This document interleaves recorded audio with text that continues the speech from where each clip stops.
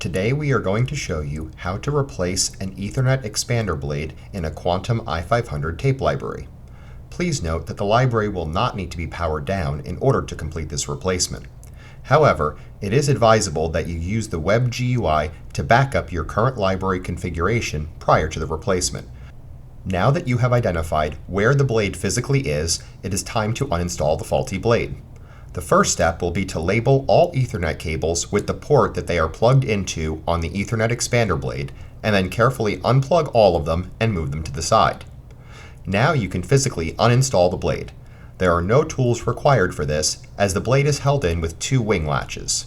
The latches will push inward slightly to release them from their hooks, and then you can swing them both open. As they swing open, they will also push the card out slightly so that it becomes undone from the library backplane. You can then pull the card straight back and out of the library. You are now ready to install the replacement card. Line up the card with the small guide rails in the card channel. Slide the card roughly halfway in until it is held in the rails securely. Release the wing clips on the card and open them fully. Push the card the rest of the way in until you feel the connector start to seat itself. Push the wing latches closed. As you are pushing them closed, you will notice that they will grab a hold of the edges of the channel and pull the card the rest of the way into the connector, seating it securely. Plug all Ethernet cables back into their respective ports as you had them labeled before unplugging them from the defective card.